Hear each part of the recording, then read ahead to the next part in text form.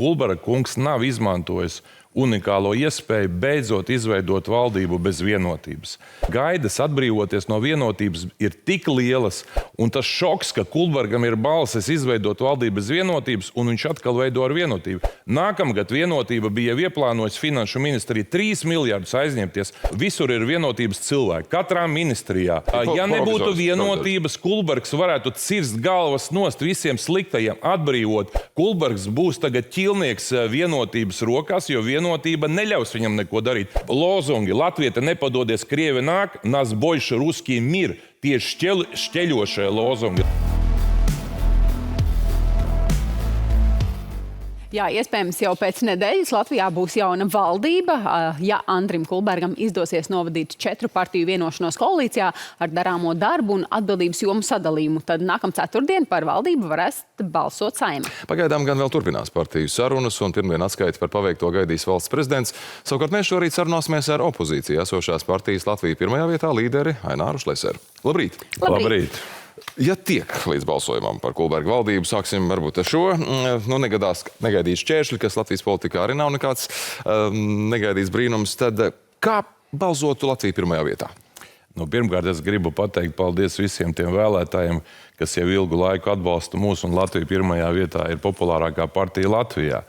Un, diemžēl, vakardienas aptaujas parāda to, ka tā koalīcija, kas tiek veidota, viņi nebauda sabiedrības vairākumu atbalstu. Tās partijas, kuras veido, viņām ir mazāk nekā 50%. Un opozīcijā paliek partijas, kurām ir pat lielāks atbalsts. Tas ir pirmais. Kas attiecās par balsojumu par šo valdību, ir jāsaprot to, ka ir priekšvēlēšana laiks un ir liela problēma. Kulbera kungs nav izmantojis unikālo iespēju beidzot izveidot valdību bez vienotības. Latvija pirmajā vietā teica, mums nav vajadzīgi amati, mēs esam gatavi atbalstīt valdību, ja tajā nebūs progresīvie un vienotība. Kulbergs šo iespēju nav izmantojis, apvienotais saraksts nav izmantojis, un es domāju, ka viņi par to dārgi samaksās. Kāpēc? Tāpēc, ka gaidas atbrīvoties no vienotības ir tik lielas, un tas šoks, ka Kulbergam ir balsis izveidot valdību bez vienotības, un viņš atkal veido ar vienotību. Kāpēc būtu jāveido valdība bez vienotības? Tāpēc, ka varētu uzreiz samazināt ministriju skaitu. Tagad, ko mēs redzam? 4 partijas, visām pa 4 amati. Lūdzu, mēs neņemam 4 amatus, uzreiz 4 ministrijas var likvidēt, apvienot. SIFu var nolikvidēt, likvidēt apvienot. 4 ministrijas. Diez vai, ja jūs neņemt amatu, diez vai tos visus uzreiz tā varētu izsvītrot? Piemēram, Kemu pievieno klāta ekonomikas ministrijai. Pilnīgi bezjēdzīga ministrija. Tālāk ir iespējams apvienot citas ministrijas, par ko iet runa. Sākat rīkoties. Problēma ir kāda? Pēdējo 5 gadu laikā katru gadu pa 2 miljardi mēs aizņemamies, ja valdība aizņemās, lai tikai uzturētu visu aparātu un visu valsti kaut kā virs ūdens. Nākamgad vienotība bija ieplānojis finanšu ministrija 3 miljardus aizņemties.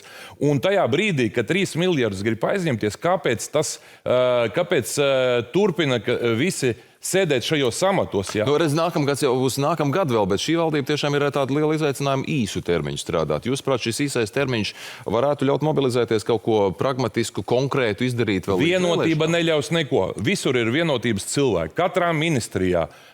Finanšu ministrija, piemēram, ir tā ministrija, kas ir saskaņojis pēdējo daudzu gadu garumā visus lēmumus par Air Baltic, par Rail Baltic. Un tagad mainīsies Ja nebūtu vienotības, Kulbergs varētu cirst galvas nost visiem sliktajiem, atbrīvot iesniegumu prokuratūrā. Kā tiek izšķērdēta nauda, zelta pāļi, zelta tilti, monstri pie lidostas. Bez vienotības cirstu tagad necirtīs, jā? Tieši tā, vienotība taču neļaus, jo mūsu pozīcija ir tāda. Mēs atbalstītu šo valdību, ja tur nav vienotības. Ja tur ir vienotība, Latvija pirmajā vietā balsos pret. Ko tas nozīmē? Tas nozīmē to, ka Kulbergs būs tagad ķilnieks vienotības rokās, jo vienotība neļaus viņam neko darīt. Un līdz ar to šie būs atkal 4 izpļakarēti mēneši, bet no otras puses, es teikšu tā, tie 4 mēneši paies ātri. Kā jau es teicu, mēs esam šodien populārākā partija Latvijā, mūs atbalsta vairāk kā 150 000 cilvēku. Jā, un es esmu pilnīgi pārliecināts, ka valdība ar vienotību lielā mērā garantēs Latvijai pirmajā vietā uzvaru, jo tās vēlmes un gaidas, ka jātiek vaļā no vienotības, ir tik lielas, ka tādā veidā, ka tā ir lielākā kļūda Kulbergam uz jūsu jautājumu, vai šī valdība tiks apstiprināta, to es nezinu, bet, kā es teicu, ja viņš ies uz balsojumu ar vienotību, mēs balsosim pret. Skaidrs. Ja viņš pēkšņi nolems vienotību tomēr izmest ārā, mēs balsosim par. Un atbalstīsiet arī valdības lēmumos? Mēs atbalstīsim gan valdību, gan visus valstiskos lēmumus. Esam gatavi arī balsot par valstiskos lēmumus šajā situācijā? Arī mēs esam gatavi nepopulārus lēmumus atbalstīt, apvienošana, likvidēšana, iestāžu, kas saka, reorganizācija. Mēs esam gatavi, jo nav iespējams atstāt valsti tādā bezdarbībā, nerīkojoties, jo 4 mēnešos ir jāsagatavo nākamā gada budžets. Un patreiz, ja viņi strādā, nelikvidējot iestādes, tad viņi nevar pēkšņi pēc 4 mēnešiem teikt, mēs kaut ko likvidēsim. 4 mēnešos vienotība neļaus Kulbergam neko darīt. Bet iespējams tas arī ir kaut kāds signāls no Kulberga kunga puses. Latvija pirmajā vietā, arī zīmējot kaut kādus scenārijus varbūt pēc vēlēšanām, jo, protams, mēs nezinām, kādi būs rezultāti, vai jūs izdarāt secinājumus, kāpēc tad viņš ir izvēlējies šo ceļu? Es domāju, ka tā būs dārga maksa arī Kulberga kungam. Tā ir liela kļūda iešana koalīcijā ar vienotību, jo partija Latvija pirmajā vietā šodien ir populārākā partija Latvijā. Un es domāju, ka mūsu vēlētāji, un ne tikai mūsu vēlētāji, arī novērties to konsekvenci, ka mēs esam skaidri pateikuši, nekādos apstākļos ar progresīvajiem vienotību. Viņi ir izmantojuši savas iespējas vadot valdību jau ilgi. Vienotība ir bijusi 17 gadus bez pārtraukuma vadīja šo valsti, un ja Latvija ir pēdējā vietā praktiski visos ekonomiskajos rādītājus, tad kaut kas šajā valstī ir jāmaina. Un pirmais ir gluži tāpatās kā sportā, ir jāatbrīvojas no tās komandas, kas ir novedusi Latviju līdz pēdējai vietai, un tā ir jaunā vienotība. Daudzi spēki, ne tikai vienotībai spēļoja, ne tikai arī Kulbergs, bet daudz to robežu šķirtni zīmē pirms LPV. Jums pašam tad ir savs Tāpēc, ka skaidrojums, viņiem ir bail no Šlesera kā spēcīga līdera. Jā, viņiem bail, viņiem ir vieglāk paņemt vājus cilvēkus blakus, kas neko nevar ietekmēt, kuriem nav ideja, ko un kā darīt. Bet, kā jau es teicu, man šodien nav svarīga šī koalīcija. Es domāju par valsti. Un es domāju, ka tā galvenā lieta, mēs būsim koalīcijā ar tautu, ar mūsu vēlētājiem. Un esmu pilnīgi pārliecināts, ka daudzu partiju vēlētāji pāries mūsu pusē un nobalsos 3. oktobrī par Latviju pirmajā vietā, jo mēs piedāvājam atšķirīgu politiku, nevis turpināt to, ko progresīvie un vienotība sastrādājas. To mēs, protams, redzēsim. Tās ir prognozes. Tikai vēl par konkrētām lietām runājot. Rīgas doma vakar nolēma anulēt Alekseja Rosļikova domes deputāta pilnvaras. Jūs iepriekš viņu atbalstījāt, vakar gan atbalstījāt šo izslēgšanu no deputāta vidus. Kādas sarkanās līnijas tur pa vidu pārkāptas, kas mainījās? Latvija pirmajā vietā vienmēr ir atbalstījusi sabiedrības saliedēšanu. Mēs vienmēr esam teikuši, ka neatkarīgi no dzimtās valodas, vai tas ir Krievs, Ukrainas, Baltkrievs, ebrejs, Polis, ja viņiem mājās valoda, kurā runāja Krievu valoda, mēs neatstumjam nevienu. Es saku, visi, kas par Latviju apvienojamies. Rosļikovs ir pārkāpis šo sarkano līniju.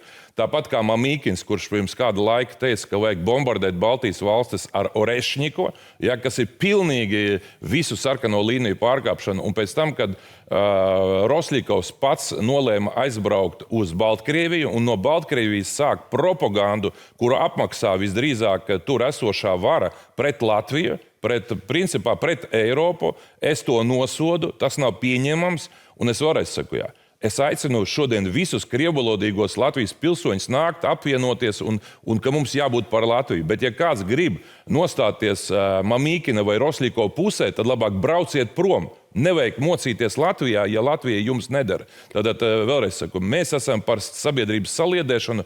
Mamīkins un Rosļikovs patreiz ir nostājušies pret Latviju, un tas nekad nebūs pieņemams, un mēs to nosodīsim vienmēr. Bet jūs pirms tam Rosļikova kunga darbībās un rīcībās šādus signālus neredzējāt? Ziniet, Rosļikova kungs kopumā ir jauns politiķis, ja apskatās no tā visa vecuma.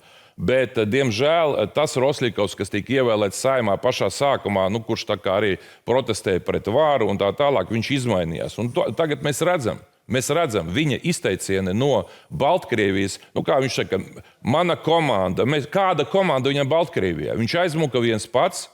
Viņš aizlaidās uz Baltkrieviju, vai ne? Visu laiku viņš provocēja sabiedrību, un es teikšu tā, viņš arī lielā mērā radīja arī problēmu arī man, partija Latvija pirmajā vietā, kura stāv un mēģina saliedēt sabiedrību. Viņš Saeimas tribīnē uzkāpa pirms kaut kāda laika parādīt to slaveno žestu, pateica nas boļša. Es vēlreiz saku, lozungi Latvija nepadodies, Krievi nāk, nas boiša ruskī mir. Tieši šķeļošie lozungi. Lozungam ir jābūt vienkāršam. Mēs visi kopā par Latviju. Mēs gribam, lai Latvija būtu pirmajā vietā, nevis pēdējā. Tā kā Rosļikovs savu izvēli ir izdarījis, viņš ir nostājis pret Latviju, un mums ar šādiem Rosļikoviem pa ceļam nekad nebūs. Mūsu ir vairāk Krievu pasauli tulkojums īsti. Jā, tas par šīm frāzēm domājot. Bet par vienošanos, ko ar Knabi ir panākusi jūsu partija Latvija pirmajā vietā, lai īsā laikā varētu atmaksāt Šlesera biedrībai, jūsu biedrībai, Latvija pirmā vairāk nekā 300 000 eiro par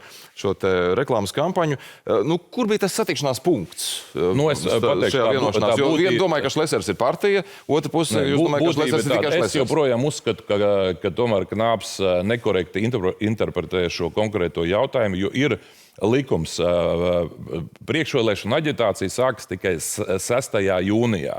Tad, kad Knābam ir jāuzrauga, kādā veidā tiek izlietots valsts finansējums un kādā veidā partijas sevi reklamē. Bet tomēr par šo jūs nestrīdēsieties par šo. Tieši tāpēc mēs bijām spiesti piekrist, bet tā argumentācija sekojuši. Tad mēs, jeb es konkrēti organizēju šo priekšvēlēšanu kampaņu, jeb sevis popularizēšanas kampaņu, kas ir pirms šī 6. jūnija. Žurnāls UNA. Evika Siliņa uz vāka, plus 10 lapus vēl viņas bildes, informācija par Eviku Siliņu. Vienotība maksā 0. Žurnāls ir uz vāka, ir vienotības pārstāve. Vienotība maksā 0. Tur ir visi kārtībā. Šeit es nodeklarēju pats, ka biedrība apmaksā šo kampaņu līdz 6. jūnijam. Knāps uzskata, ka mēs esam pārkāpuši. Es biju spiests tam piekrist, partija bija spiesta tam piekrist, jo mums nebija citu iespēju. Un tas, ko mēs darīsim, ka mums ir dots 75 dienas laikā atmaksāt šos līdzekļus biedrībai par šo kampaņu. Mēs tagad intensīvi strādājam pie tā, lai piesaistītu ziedojumus partijai, lai mēs varētu norēķināties, lai gan es uzskatu, ka te ir dubult morāle, jo principā mēs zināmā mērā tiekam vērtēti ne tā, kā tiek vērtēti, piemēram, vienotība. Vienotība var izmantot SIFA līdzekļus, pa SIFA līdzekļiem pērk privātos mēdījus, privātie mēdīji nodrošina bezmaksas informatīvo kampaņu viņiem.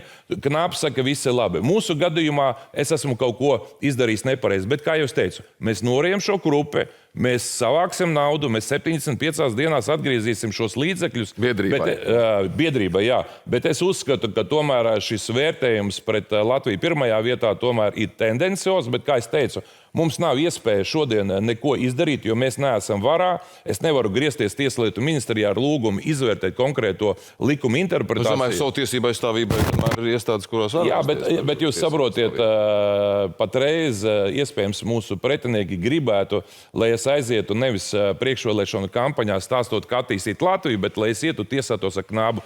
Mēs netiesāsimies, mēs šos līdzekļus atgriezīsim un dzīve virzās uz priekšu. Bet, kā es teicu, es uzskatu, ka likumi patreiz ir uzrakstīti tā, lai vienotībai būtu labi, bet, kā jau es teicu, vienotības laiks iet uz beigām. 3. oktobrī Latvija pirmajā vietā uzvarēs vēlēšanas.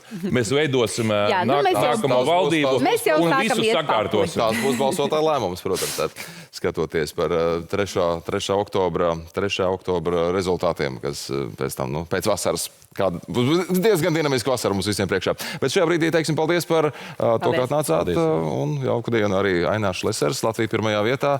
Līderis pie mums šeit bija studijā uz interviju. Runājām i par valdību, i par citiem aktuāliem jautājumiem.